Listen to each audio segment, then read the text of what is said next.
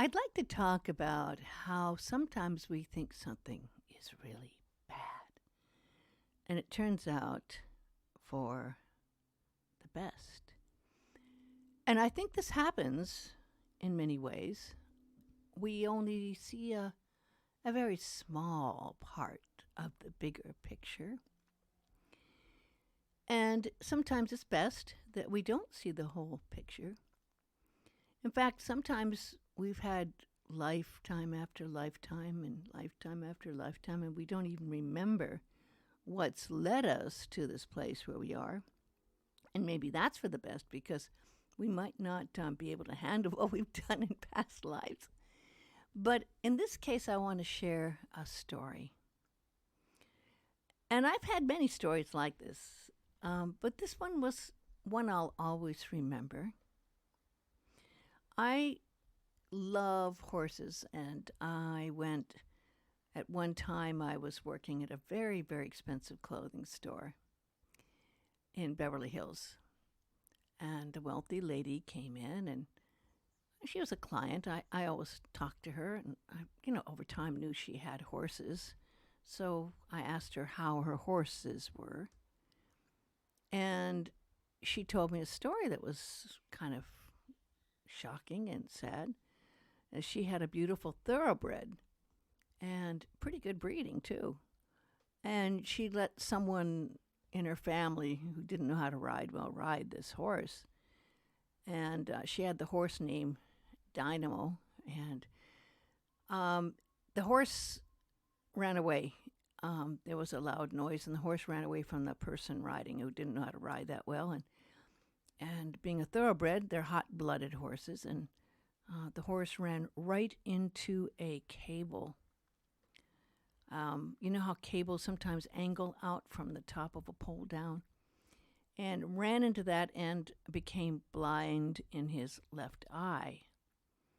Now, at that point, they had to have some surgery, and they put the horse in a nice stall. They had a beautiful ranch, and they just let the horse sit there, and they were afraid, and they didn't have anyone to really ride the horse, and the horse was healing at the beginning, and finally, after a long time, they let someone get on the horse, and of course the horse was rather freaked out and hadn't been ridden, and he ran away with the person. And so at that point, the woman decided that she was going to have to give up and put the horse down. Now, when she told me that, I was like, you can't do that. No. I said, just because a horse is blind in one eye doesn't mean that you have to put him down. And I said, and you have to really handle a horse who's gone through a traumatic experience that in a special way. And she said, well, I've pretty much decided, but if you want to come out to the ranch and take him on a little ride around the ring and see if you can handle him, you can have him. Well, of course, I went out to the beautiful ranch, and I had my own saddle and bridle. And I mounted on the horse, and I had a little talk with him. Before I got on him, I explained to him what was going on. I said, now listen, I know you've had a very, very hard time.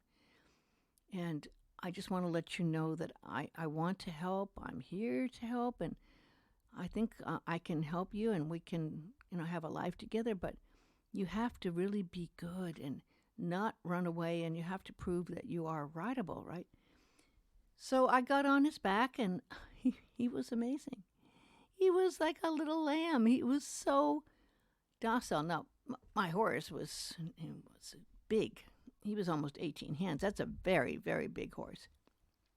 And but he was wonderful. And I rode him around the ring, and the woman was shocked and said, well, I guess you can have him, arranged to pick him up. And I did, and over time, I took care of him, but then at one point I was going to be moving from where I was living in Topanga up to Northern California in Sonoma County. So I did. I moved him up to Sonoma County in a beautiful area that's in the hills there. Now, here's where it gets interesting. I really am pretty tuned into what happens in dreams. And one night, after I'd been in Sonoma County living in Forestville for about, I guess it'd be about 4 or 5 months. It was just before Memorial Day. I had a dream, and I dreamt. When I went to sleep, I dreamt I was in a very crowded room, like a waiting room, and full of people. And I asked them, and I said, well, where am I, and what are we doing here? What's happening? And they said, oh, well, we've all died, and we're waiting to see where we're going to be going. And I said, what? And he said, well, just go over. There's a podium over there, and you could look at the book on the podium and take a look and see at some places, you know. And as I looked in this book, it was like a video of a dream within a dream, right? A video of places that I could have lived in my lifetime that I saw. One was Scotland.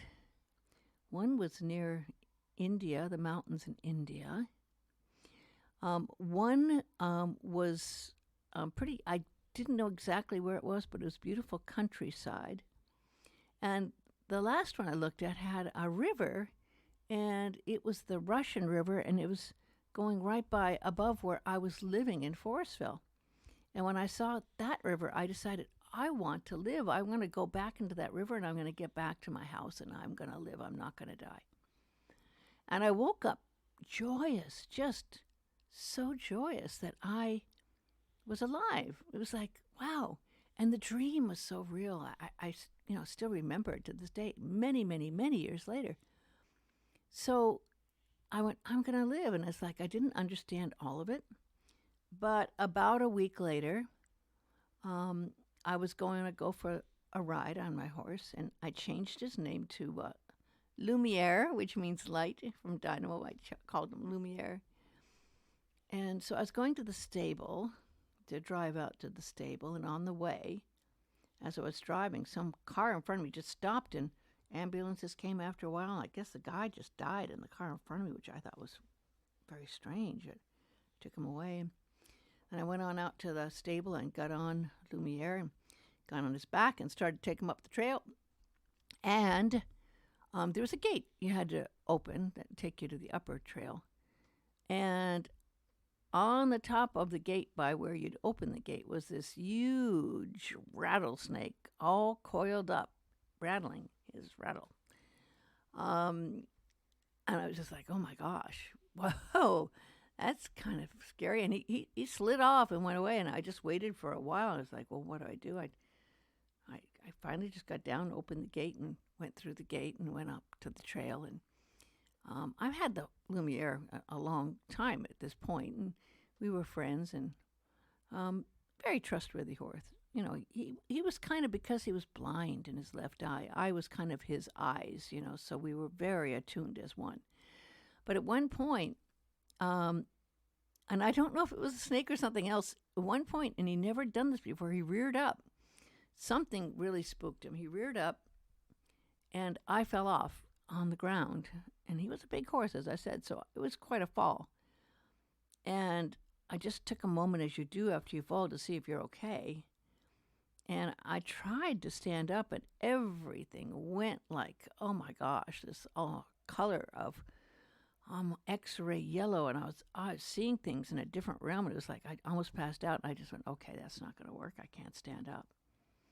So I looked at Lumiere. We're very bonded. I looked up at him, and I said, Lumiere, go get help. I need help.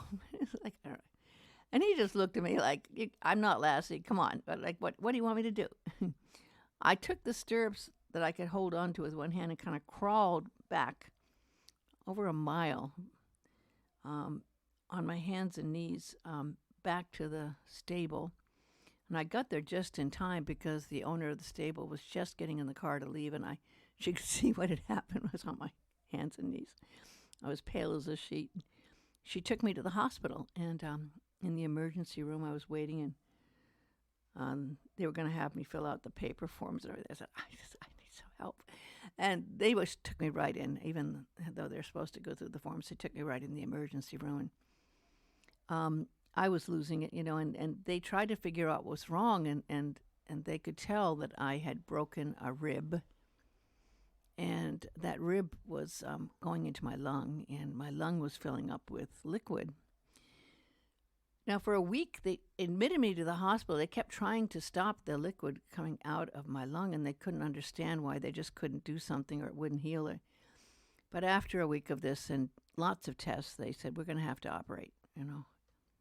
And I said, well, okay.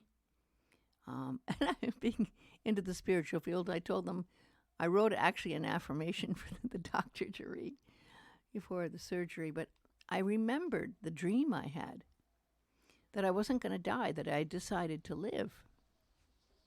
So I went through the operation, and coming out was a little strange because I guess they gave me a shot of some heavy-duty morphine, and I had a terrible reaction to it, and they found out later I was allergic to morphine, so that was almost a miracle that didn't kill me.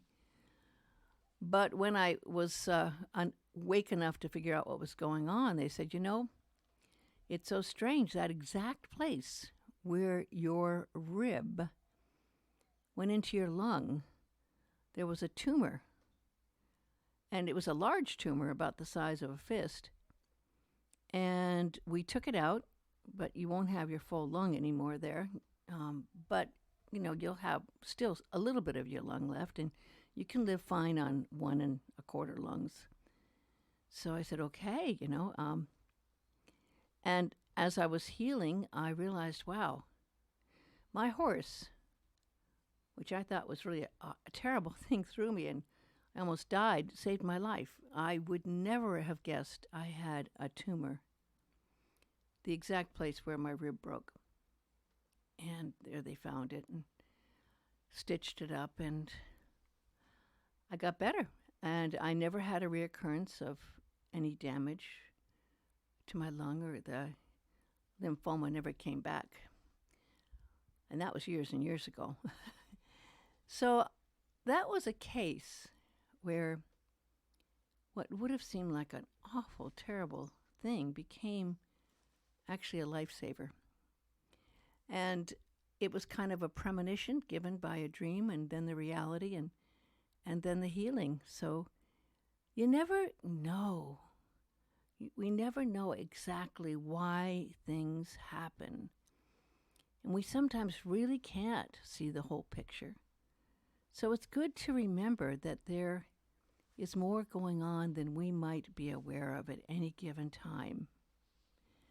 So always allow yourself to realize sometimes things are more than they seem.